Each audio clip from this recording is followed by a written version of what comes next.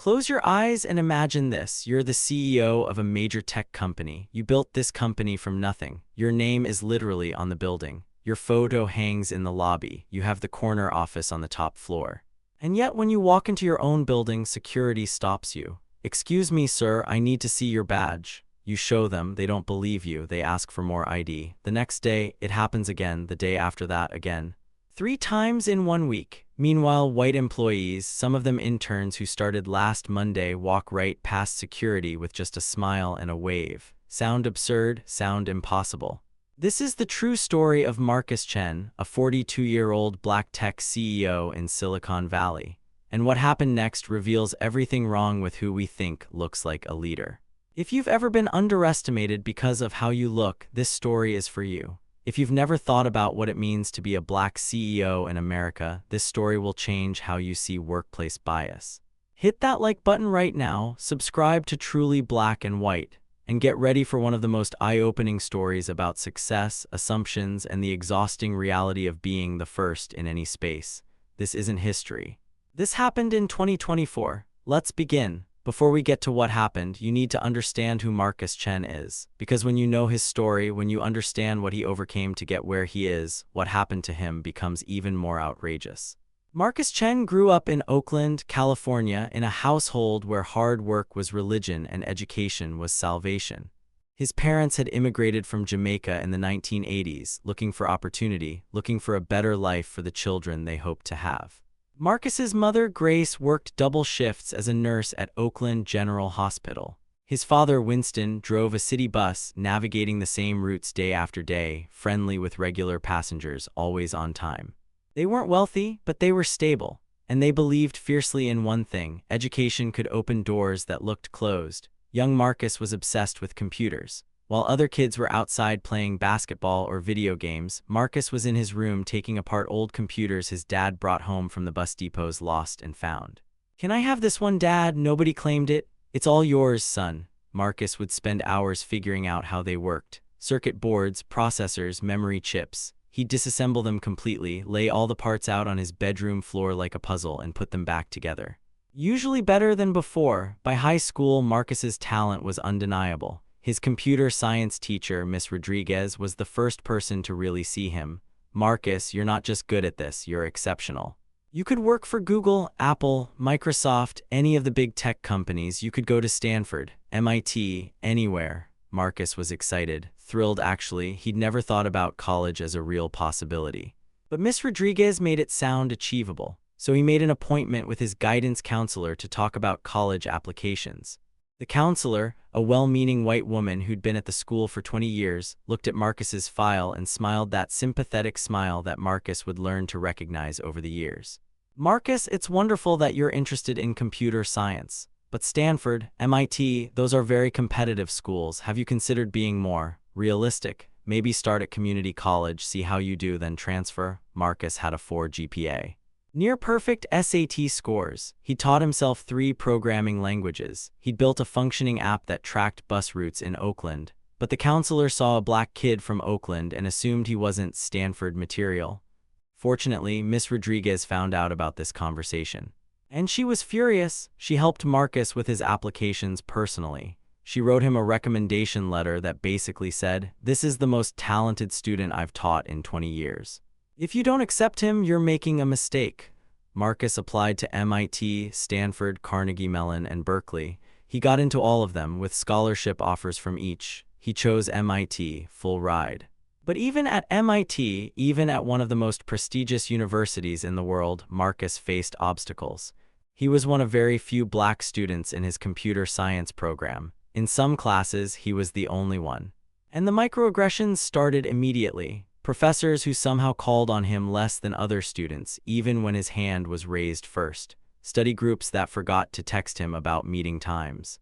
A teaching assistant who asked if he'd considered switching to a less rigorous major. Project partners who assumed he couldn't handle the technical work and gave him the presentation parts instead. And the constant, exhausting assumption that he was only there because of affirmative action, that he hadn't earned his spot. One classmate actually said it out loud during a group project. "Must be nice getting into MIT on diversity points instead of merit." Marcus wanted to punch him. Instead, he outperformed him on every single assignment for the rest of the semester, because that's what Marcus learned to do. Be so good they couldn't ignore him. In his junior year, Marcus started working on a senior thesis project, cybersecurity software that could detect and respond to cyber threats in real time, using artificial intelligence to learn and adapt. His professor was blown away. "Marcus, this isn't just a good thesis project. This is potentially revolutionary. Have you thought about commercializing this, turning it into an actual product?" Marcus hadn't. He was planning to graduate, get a safe job at Google or Facebook, make good money, help his parents retire early. Safe, stable, predictable, but his professor introduced him to some venture capitalists in Boston. And despite the fact that Black founders receive less than 2% of venture capital funding in America, Marcus's demo was so impressive, his technology so advanced, that he secured initial funding. At 22 years old, Marcus Chen founded Nexa Tech Solutions. The first few years were brutal. Building a tech startup is hard for anyone. You're working 80-hour weeks. You're scrambling for funding. You're trying to hire talented people with limited resources. You're competing against established companies with massive budgets, but Marcus faced extra challenges that his white founder friends didn't. Investors questioned his decisions more aggressively. "Are you sure about this strategy, Marcus? Have you really thought this through?" Potential clients would schedule meetings with him, then seem surprised when he showed up. "Oh, you're Marcus Chen. I was expecting someone else." Translation: they were expecting an Asian guy based on the last name, not a Black guy. Recruiting talented engineers was difficult because many didn't expect a Black CEO to run a serious tech company. They'd get offers from Marcus and from white-led startups and choose the white-led ones even when Marcus's offer was better. But Marcus persevered because his software was good. Really, really good. Companies started buying it. Word spread. Revenue grew. 10 years later, Nexa Tech Solutions had 500 employees, offices in San Francisco, Austin, and Boston, revenue in the tens of millions, major clients like banks, hospitals, and government agencies. Marcus Chen had achieved what most people only dream of. He'd built something from nothing. He'd succeeded against all odds. He'd proven everyone who doubted him wrong. But success doesn't erase bias, and that's where our story really begins. Monday morning, March 11th, 2024. Marcus arrived at the Nexa Tech Solutions headquarters in San Francisco at 8:30 a.m. like he did every weekday. He was wearing his usual work outfit: dark jeans, a button-up shirt untucked, and clean sneakers. In tech, this is standard CEO attire. Mark Zuckerberg wore hoodies. Steve Jobs wore turtlenecks. Casual is the norm.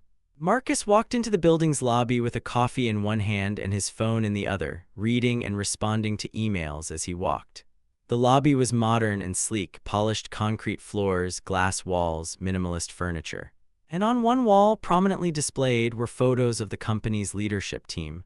Marcus's photo was right there. The largest one, actually. Marcus Chen, CEO and founder, in bold letters underneath. The security desk sat directly below this display. Staffing the desk was a new guard Marcus hadn't seen before. Young guy, maybe mid-20s, white, fresh-faced, probably fresh out of college and picking up security shifts. As Marcus headed toward the elevators, barely looking up from his phone, the security guard called out, "Excuse me, sir." Marcus glanced up briefly, assumed the guard was talking to someone else, and kept walking. "Sir, I need to see your badge." Marcus stopped, turned around. The guard was looking directly at him. "Me?" Marcus asked, pointing to himself. "Yes, sir, I need to see your employee badge." Marcus felt that familiar sensation, a tightening in his chest, a heaviness in his stomach. He'd felt it before, many times, too many times. He reached into his pocket and pulled out his badge. It was a special executive badge, different color from regular employee badges, with his photo, name, and title clearly printed. Marcus Chen, CEO. He held it up for the guard to see. The guard squinted at it, looked at Marcus, looked back at the badge. His expression was skeptical. "This is you?" he asked, his tone suggesting doubt. Marcus felt his jaw clench. "Yes, that's me, Marcus Chen, CEO of this company." The guard kept staring at the badge like it was a fake ID at a nightclub. "Can I see another form of identification?" Another form of identification. Marcus wanted to scream. He wanted to point to the giant photo of himself on the wall literally 5 feet behind the guard. He wanted to ask why none of the white employees walking past were being stopped. Because that's what was happening. While this conversation was taking place, three white employees walked right past the security desk. The guard glanced at them, smiled, waved cheerfully, and let them through without asking for anything. Not a badge, not an ID, just a friendly wave, and they were in. But Marcus, the CEO, the founder, the person whose company this was, had to show multiple forms of ID. Marcus pulled out his driver's license and handed it over, keeping his face neutral, his voice calm. The guard examined it closely, compared the photo to Marcus's face, then to the badge photo, then back to Marcus's face. Finally, reluctantly, he handed everything back. "Okay, sorry, just doing my job." Marcus nodded tightly and walked to the elevator without another word. As the elevator doors closed, Marcus let out a long breath he didn't realize he'd been holding. Here's what was running through his mind. 10 years I've been building this company. My photo is on the wall, my name is on the building, and I still get treated like I don't belong here. Later that morning, Marcus mentioned the incident to Sarah, his chief of staff. Sarah was a white woman in her mid-30s who'd been with the company for 5 years. She was brilliant, organized, and fiercely loyal. "The new security guard stopped me this morning," Marcus said casually, not looking up from the contract he was reviewing, "asked for my badge and my driver's license." Sarah looked up from her laptop, her eyebrows raised. "What? Why?" Marcus shrugged, still keeping his tone light. "I guess he didn't believe I was the CEO." "That's ridiculous," Sarah said, her voice rising. "Should I call the security company?" "File a complaint?" "Nah, it's fine," Marcus said, though it very much was not fine. "He's new, he'll figure it out." Sarah looked like she wanted to argue, but Marcus had already moved on to the next agenda item. Because this is what Marcus had learned over the years: you can't fight every microaggression. If you stop to address every moment of doubt, every assumption, every instance of being treated differently because of your skin color, you'd never get anything else done. So you pick your battles, you let some things go, you swallow the anger and the hurt, and you keep moving forward, because that's what successful Black professionals do. They learn to survive in spaces that weren't built for them. Marcus let it go. But it bothered him. All day, it bothered him. Wednesday afternoon, March 13th. Marcus had spent the morning in back-to-back meetings, product development, then marketing strategy, then a video call with their Boston office.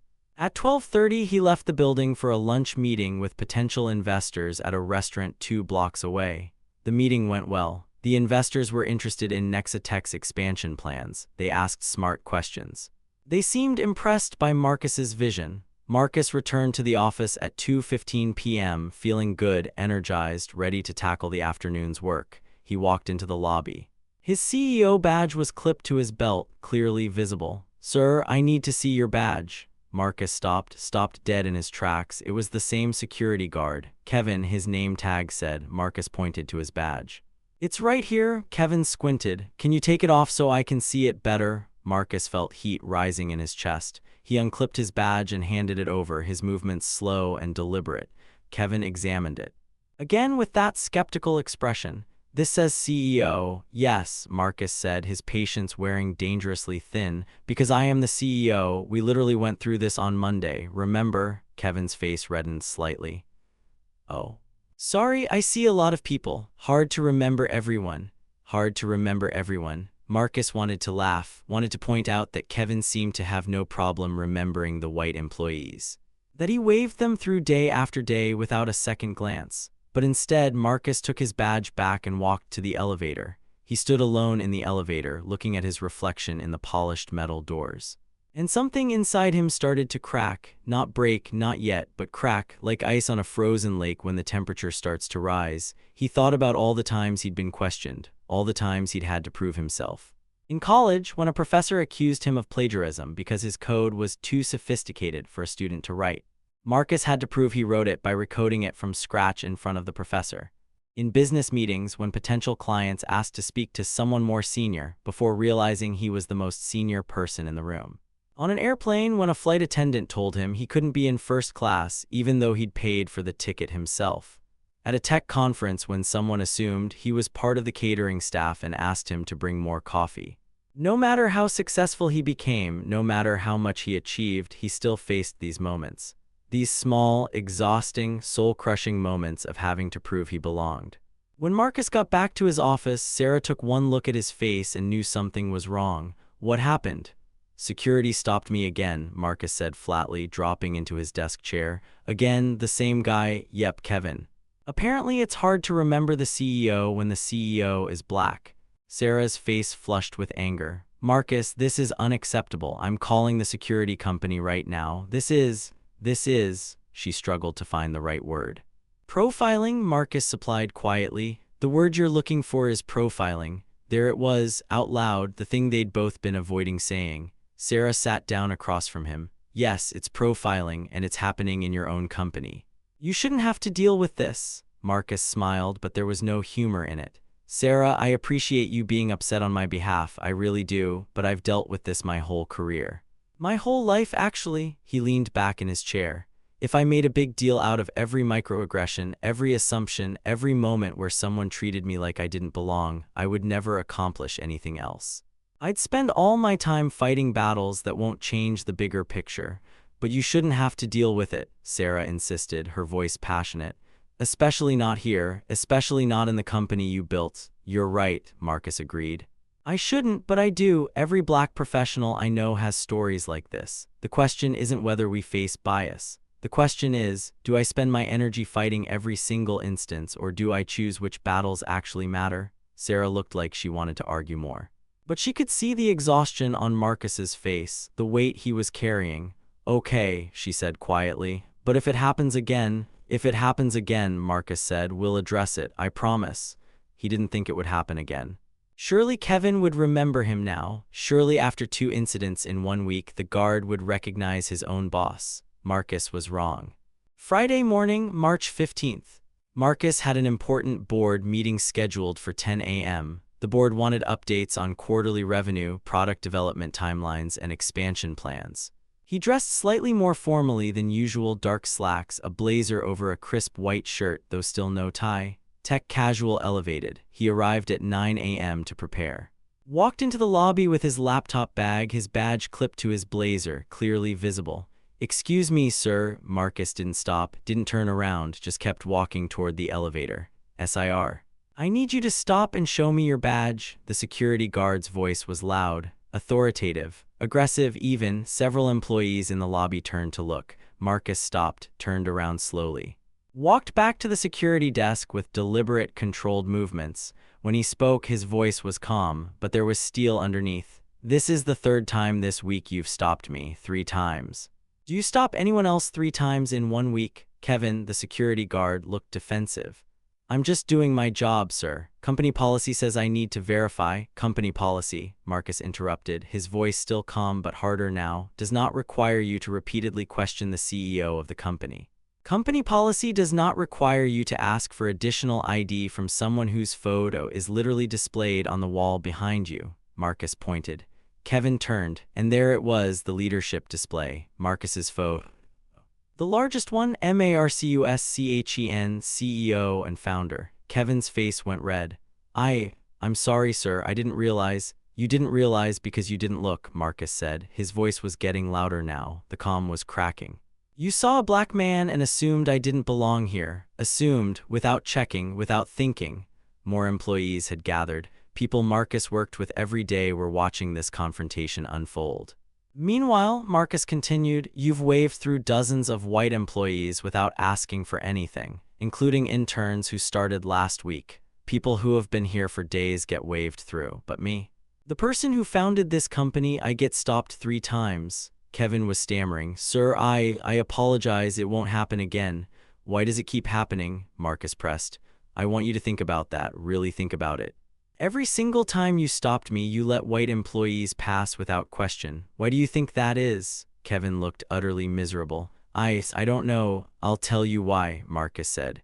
And now his voice was quieter but somehow more powerful. Because you have an unconscious assumption about who belongs here and who doesn't. You see a white person and your brain thinks, employee. You see a black person and your brain thinks, potential threat. He paused. That's called implicit bias, and it's something we all have. Every single one of us carries biases we're not aware of. The question is, are we willing to acknowledge them and work to overcome them? Marcus pulled out his business card and handed it to Kevin.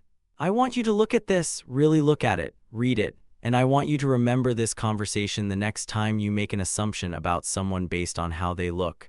Kevin took the card with shaking hands. Yes, sir. I'm really, truly sorry, Marcus nodded. Then he turned toward the elevator. The gathered employees parted to let him through like the Red Sea. Their faces showed shock, discomfort, shame. As the elevator doors closed, Marcus finally let himself feel it. The full weight of his exhaustion, his frustration, his anger, 3 times in 1 week in his own building. At the company he'd built from a college dorm room project into a multi-million-dollar enterprise. He pulled out his phone and texted Sarah, "Call the security company. This needs to be addressed at a systemic level." "No more letting it slide." Sarah's response was immediate. "On it. I'm so sorry, Marcus. This should never have happened." Marcus stared at that message. This should never have happened. But it did happen. It happened to him. It happened to countless other black professionals, every single day, and Marcus was done being quiet about it. By Friday afternoon, word had spread throughout the entire company, not because Marcus wanted it to spread, but because people had witnessed it. They'd seen their CEO, the person they respected, the person who led them, have to defend his right to enter his own building. The reactions were complicated. Some employees were outraged on Marcus's behalf. They sent messages of support. They shared their own stories of witnessing or experiencing racial profiling. "I saw what happened this morning.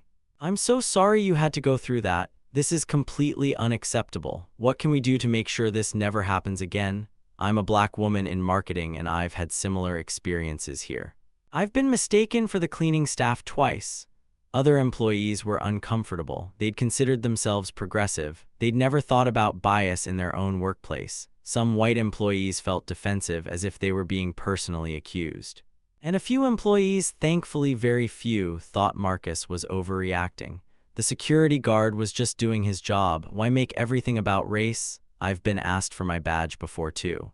It's not a big deal. These comments made Marcus even angrier, because they revealed a fundamental lack of understanding about what it's like to be black in professional spaces. Sarah called an emergency meeting with representatives from the security company. She made it crystal clear this was unacceptable and there would be consequences. The security company was apologetic, mortified even. They agreed to implement immediate implicit bias training for all guards. They agreed to update their protocols. They even offered to remove Kevin from the Nexatech account entirely. But Marcus surprised everyone by saying no to that last part. "Don't fire him," Marcus told Sarah and the security company representatives during a conference call. "Educate him. Make him part of the solution." Sarah looked shocked. "Marcus, he profiled you 3 times. He doesn't deserve—" "If we fire him," Marcus interrupted, "he'll just go work somewhere else and do the exact same thing. He won't learn. He won't grow. He'll just think he was punished unfairly and become more defensive about his biases." He paused. "But if we educate him, if we help him understand what he did wrong and why it was wrong, he can become part of the solution. He can help prevent other guards from making the same mistakes." The security company agreed. Kevin would keep his job but would undergo extensive training, and he'd be required to share what he learned with other guards. But Marcus didn't stop there. He realized this incident was bigger than just one security guard's bias. It was an opportunity to address something systemic. That following Monday, Marcus called an all-hands company meeting. Every single one of Nexatech's 500 employees was required to attend, either in person at the San Francisco headquarters or via video call from the Austin and Boston offices. Marcus stood at the front of the large conference room looking out at hundreds of faces, some curious, some supportive, some nervous about what he might say. "I want to tell you what happened last week," Marcus began. "And I want to be completely honest with you about why it happened and what we're going to do about it." He told them everything, about being stopped on Monday, about showing his badge and his driver's license, about being stopped again on Wednesday by the same guard who claimed he couldn't remember everyone, about the 3rd stop on Friday morning in front of his colleagues where he finally confronted the security guard directly. 3 times in 1 week, Marcus said, letting that number hang in the air. "I was stopped and questioned in my own building, the building where my company operates, the company I founded." He clicked to a slide showing a photo of himself next to a photo of a typical Nexatech employee. "Now I want you to think about something. Why do you think this happened?" Some people shifted uncomfortably. Others looked down. I'll tell you why. It happened because when the security guard looked at me, his brain didn't think CEO. It thought that guy doesn't belong here. Marcus clicked to another slide. Statistics, according to research. Black professionals are mistaken for service workers at 3x the rate of white professionals. 64% of black employees report experiencing racial bias at work. Black executives are questioned about their credentials more than white executives at the same level. These aren't just statistics, Marcus continued. These are our colleagues' lived experiences, and if we want to build a truly inclusive company, a company where everyone can bring their full selves to work, we need to address these issues head-on. Over the next hour, Marcus facilitated a conversation that was difficult but necessary. Employees shared their own experiences. A black software engineer talked about being asked by a client if he was really qualified to lead the project. An Asian woman in HR described being told she was so articulate in a tone that suggested surprise. A Latina marketing manager shared that she'd been asked to translate for a cleaning crew. People assumed she spoke Spanish and was somehow closer to service workers than to management. White employees admitted to assumptions they'd made without realizing. I once assumed our black UX designer was from IT support when I saw him fixing a printer. I've complimented black colleagues on being well-spoken without realizing how condescending that sounds. I never thought about how often I walk past security without being stopped. I just assumed everyone had the same experience. Some people cried, some people got defensive, some people asked hard questions, but it was real, it was honest, and it was exactly what the company needed. At the end of the meeting, Marcus announced several new initiatives. 1. Mandatory implicit bias training for all employees, not just security. Everyone from interns to executives would participate. 2. Creation of an inclusion council that would review company policies and practices through an equity lens. 3. Regular listening sessions where employees could share experiences of bias or discrimination in a safe environment. 4. Updated recruiting and promotion practices to ensure diverse candidates weren't being systematically overlooked. 5. Transparency commitment. The company would publish diversity data annually and hold leadership accountable for progress. I could have handled the security situation privately, Marcus told his employees. I could have had Kevin fired quietly and moved on, but I chose to make this public because I think we all need to learn from it. He paused. Including me, I'm still learning too, about how to create inclusive spaces, about when to speak up and when to let things go, about how to use my platform to create change. After the meeting, dozens of employees approached Marcus. Some thanked him for his leadership. Some apologized for not noticing these issues before. Some shared stories they'd never felt comfortable telling anyone. And Kevin, the security guard who'd caused all of this, was there too. He approached Marcus with red eyes, clearly having been crying. "Mr. Chen," Kevin said, his voice shaking, "I want to apologize again. I've been doing a lot of thinking this weekend, a lot of really hard thinking." Marcus waited. "I never considered myself racist," Kevin continued. "I've always thought of myself as a good person, someone who treats everyone the same, but I was wrong. I didn't treat you the same. I saw you and I thought you didn't belong, and I let white people through without a second thought." Tears rolled down his face. "I'm ashamed, I'm embarrassed, and I want to do better." "I need to do better," Marcus put a hand on Kevin's shoulder. "Kevin, I appreciate you being here. I appreciate you being willing to learn and grow. That's all any of us can do, acknowledge our biases and work to overcome them." Kevin nodded. "I won't let you down, Mr. Chen, I promise," and he didn't. Marcus's story didn't stay within Nexa Tech. One employee, a young black woman in the marketing department, posted about it on LinkedIn, not to shame Marcus or the company, but to illustrate why workplace inclusion matters. The post went viral. Within 48 hours, it had 50,000 shares, then 100,000, then 500,000. And in the comments, thousands of black professionals shared their own experiences. "I'm a black female surgeon. I've been asked if I'm the nurse in my own hospital, where I've been chief of surgery for 5 years. I'm a black attorney. I was once directed to the defendant's table in court. I was the prosecutor. I'm a black university president. Campus police stopped me and asked what I was doing in the president's office. MY office. I'm a black pilot. Passengers have asked if I'm qualified to fly the plane. I have 15,000 flight hours." The pattern was undeniable. No matter how high you climb, no matter how qualified you are, if you're black, you'll still face assumptions that you don't belong in positions of power and authority. This phenomenon has a name, the CEO while black problem. The assumption that black people, especially black men, can't possibly be in charge. It stems from deeply ingrained stereotypes about leadership. When most people picture a CEO, they picture someone who looks like Mark Zuckerberg or Elon Musk or Bill Gates. White, usually male, usually young or middle-aged. They don't picture someone who looks like Marcus Chen. The statistics tell the story. Only 4 black CEOs among Fortune 500 companies, less than 1% in tech. Less than 1% of executives are black. Black founders receive less than 2% of venture capital funding. So when someone like Kevin sees a black man in the lobby, his brain literally has no framework for this could be the CEO because he's never seen a black CEO before. Representation matters, visibility matters. When people see black leaders regularly in media, in their companies, in positions of power, the assumptions start to change. But it's exhausting to be a first, to be the one constantly breaking stereotypes, to be the one who has to prove over and over that you belong. Marcus talked about this in an interview that went viral. I'm grateful for the opportunities I've had, I'm proud of what I've built, but I'm tired of being exceptional. I'm tired of having to be twice as good to be seen as half as competent. I want to live in a world where a black CEO is unremarkable. Where it's so common that security guards don't even think twice. Where kids growing up see leaders who look like them and think, I can do that too, without having to fight twice as hard to get there. What are the lessons from Marcus's experience?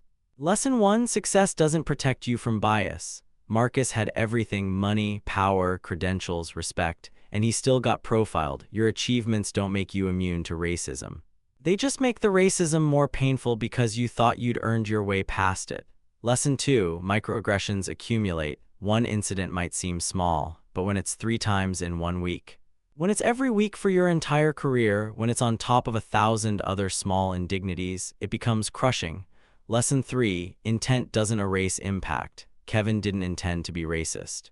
He probably would have been offended if you called him racist, but his biased actions still caused harm. Good intentions don't protect people from experiencing discrimination. Lesson 4: individual change isn't enough, systems must change. Marcus could have just educated Kevin and moved on, but he used this as an opportunity to change his entire company's approach to bias and inclusion. That's how you create lasting impact. Lesson 5: leaders who have experienced discrimination can create more inclusive organizations. Because Marcus knew what it felt like to be doubted, he built a company culture that valued all voices. Because he understood bias personally, he could address it systematically. Today, Marcus Chen still runs Nexa Tech Solutions. The company has grown to over 700 employees. They're consistently ranked as one of the best places to work in tech, specifically for their commitment to diversity and inclusion. Kevin, the security guard, is still there too. He became a vocal advocate for implicit bias training. He shares his story at company diversity events. He talks honestly about his mistakes and what he learned. He trains new security guards on how to recognize and overcome their biases. And here's something powerful. After the incident and the changes Marcus implemented, several employees of color came forward with experiences they'd never felt safe sharing before. They'd been experiencing microaggressions for years but hadn't felt comfortable speaking up. Marcus's willingness to address his own experience publicly gave them permission to share theirs. That's leadership. Real leadership isn't pretending problems don't exist. It's using your power and platform to fix them. So what can you take from this story? If you're in a position of power, if you run a company, manage a team, make hiring decisions, examine who you're unconsciously assuming belongs and who you're unconsciously questioning. Your assumptions have real consequences for real people's careers and well-being. If you work in any kind of gatekeeping role, security, reception, HR, question your own biases. Are you stopping people of color more than white people? Are you asking for credentials from some and not others? Be honest with yourself. If you've experienced this kind of bias, if you've been questioned, doubted, assumed to be less than you are, know that you're not crazy. You're not overreacting, your experience is valid, and you have every right to demand better. Because here's the truth: humanity has no color. Competence has no color. Leadership has no color. But assumptions definitely see color. And until we all commit to examining and overcoming those assumptions, talented people like Marcus Chen will keep having to prove they belong in spaces they built. We can do better. We must do better. Thank you for watching Truly Black and White. If this story resonated with you, challenged you, or opened your eyes, please share it. These conversations matter. These stories matter. The more people who understand how bias operates in workplaces, the closer we get to creating truly equitable spaces where everyone can thrive. Subscribe for more stories about dignity, inclusion, and the ongoing work of building better systems. Leave a comment. Have you been questioned in a space where you belonged? How did you handle it? Your stories create community. Your honesty helps others feel less alone. See you in the next video. And remember, question your assumptions. Challenge your biases. Treat everyone with the dignity they deserve. Have you been mistaken for someone less qualified in your own workplace? Share your experience in the comments. Your story matters. Have you witnessed bias against colleagues? Tell us what you saw and how you responded. What workplace policies do you think prevent bias? Let's learn from each other. Share this video with your network, subscribe to the channel, and most importantly, be part of creating more inclusive workplaces. Together, we can build a world where no CEO has to prove they're the CEO 3 times in 1 week.